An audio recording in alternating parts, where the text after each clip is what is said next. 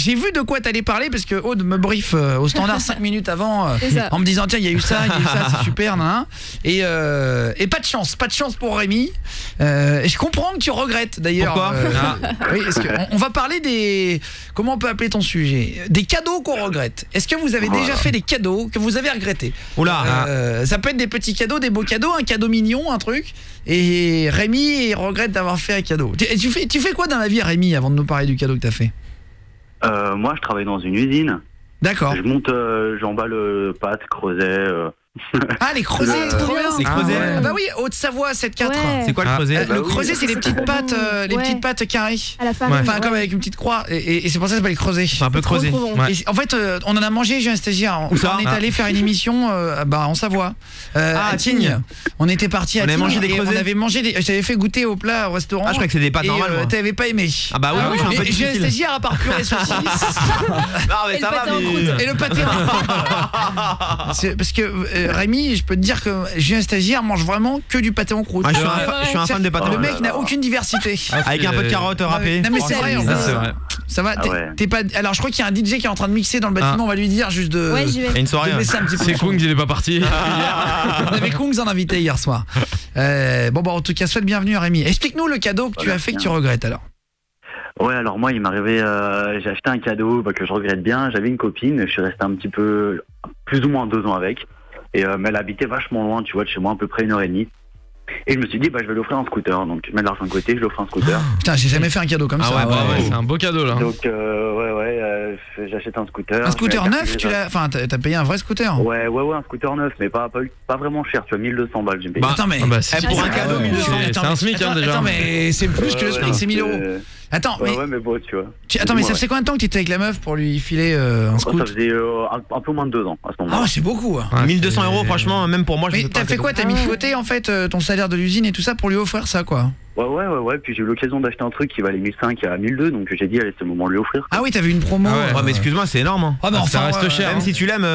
Non, mais après c'est après je peux comprendre, c'est parce que c'est dans un but de quoi? Tu lui as offert un scooter pour qu'il puisse venir te voir. Bah ouais, pour qu'on partage un peu les trajets. Moi ça me faisait long à chaque fois d'y aller là. Oui, bah voilà, c'est mignon. Mais t'as pas aidé, elle aurait pu. Ça je comprends. Tu vois, mais faire un c'est vrai cadeau oui. à quelqu'un, si tu sais que c'est la femme de ta vie, ça fait 2 ans que t'es avec, tu as envie de te marier avec et puis elle a pas les moyens de venir te voir, tu dis tiens, je peux lui offrir un cadeau, je vais lui prendre un scooter, etc. Et pourquoi tu regrettes alors?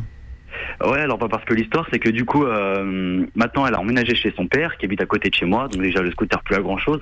Ouais. Et en plus donc elle m'a quitté 3 semaines après. Mais non. Ça c'est vrai. Je sais pas.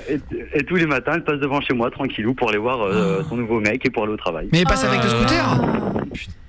De quoi? Et passe avec le scooter devant chez toi? Ouais, tous les matins. Ça c'est tu vois. Ah, moi je mettrais des clous. Là, le méritait pas. En vrai, avec un peu d'élégance, tu quittes quelqu'un 3 semaines après avoir eu un cadeau comme ça, tu lui dis écoute, je te le laisse. Je veux pas abuser de ta générosité, c'est moi qui décide de partir, je te laisse les cadeaux et voilà. Elle l'a gardé. Mais après, ça peut être une discussion de couple, de fin de couple, voilà. Mais l'égoïsme. Tu m'as fait un cadeau très mignon, je peux pas, je me sentirais mal de le garder, donc je te laisse. C'est chaud quand même. Après, c'est un cadeau qui vaut cher. Et t'as quitté elle 3 semaines après pour un autre gars. Ouais, c'est elle qui s'est barrée, comme quoi j'étais trop amoureux, je prenais trop la tête, enfin des conneries comme ça quoi. D'accord. Et puis j'ai pas osé demander avec les parents à côté et tout. Il y a un classement des 10 mecs qui ont le moins de chance au monde. Les poissons quoi. Et non mais alors vraiment, et attends, j'ai juste noté les trucs sur une feuille parce que ça m'a fait halluciner cet après-midi. Enfin, j'en ai noté 2-3. C'est en 1872 et c'est que des histoires vraies. En 1872, un mec a survécu au naufrage de son bateau. Ouais. Il est resté traumatisé. Et il décide de remonter avant de mourir sur un bateau 40 ans après, un peu âgé, et de dire voilà, je vais faire une croisière avec ma femme, de remonter. Il a pris un bateau. Oula. Non. C'était le Titanic. Non. Et il est mort sur le bateau, etc. Un vendredi 13. C'est une histoire qui était passée dans les journaux à l'époque, etc. Ouais, carrément. Non, c'est pas un vendredi 13. C'est juste les mecs ont le moins de chance au monde. On a noté. Il y a vraiment des mecs qui ont pas de chance du tout, quoi. T'imagines chaud. En 1954, une américaine de 30 ans, elle a vu sa maison détruite par une météorite. La météorite a atterri sur elle, lui créant une cicatrice énorme.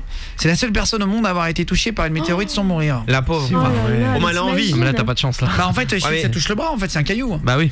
Donc en fait, ça peut te trouver, c'est comme une balle en fait, c'est comme une balle de fusil. Oui, ça peut être. Ah, c'est pas de chance là. Après, si elle te tape la tête, je pense que ça t'ouvre. T'imagines. C'est la seule personne au monde, je savais pas qu'il y a. En fait, il y a personne qui n'a jamais été touché par une météorite. Ah, t'imagines la probabilité? Bah oui, c'est oui, hallucinant. franchement, dans le désert et tout, il y en a quand même. Oui, qui c'est vrai, il y en tombent a et tout. beaucoup. Ouais. Mais là, Mais il y c'est a en qu'une ville. seule personne au monde qui a C'est été ouf. touchée, je savais pas, j'ai appris un truc. Et c'est elle quoi. Attends, il y avait quoi? Ah oui, à Paris, je parle des 10 personnes qui ont le moins de chance au monde. Il y a un pickpocket qui a volé un mec dans le métro. Et ce mec, c'était Ladji Doucouré. Champion du monde du 110 mètres haies. Mais il a rattrapé. Et il l'a rattrapé, je vous laisse deviner la suite après. Mais Genre il a le mec, explosé. il a, sauté il a- là, quoi. il a arraché un mec, c'est le champion du monde du 110 mètres haies. Ah, faut se renseigner avant. Donc en fait, il a fait 50 mètres, il l'a rattrapé, et puis après, il a donné Ah, au flic, quoi. direct. Bah tu m'étonnes. Un professeur croate. Il a survécu à plein de trucs. Un déraillement de train, c'est le mec qui a eu le moins de chance de l'histoire de l'humanité. Il a survécu à un déraillement de train. Il est tombé dans un fleuve avec le train, le mec. 2 ans plus tard, accident d'avion, 19 morts, il est le seul à survivre. C'est quoi la chute? 3 ans après, il prend un autobus qui tombe dans un fleuve. Oh putain. En 1970, donc 8 ans après le premier accident de voiture, la voiture explose après des tonneaux. Il arrive à s'échapper juste avant que ça explose. C'est une vraie histoire, je vais vous donner le nom du mec, vous pouvez aller voir sur Wikipédia et tout. Elle est encore en vie? En 73, une autre de ses voitures explose, c'est là qu'il perd tout son cuir chevelu, il est brûlé sur le visage. Ah merde. En 93, il passe sous les roues d'un bus. Non mais Oh là c'est là. un sketch. Il se fait écraser par un bus qui grille le feu rouge. En vrai il a Et tout en ça. 2010, il devient stagiaire dans l'émission.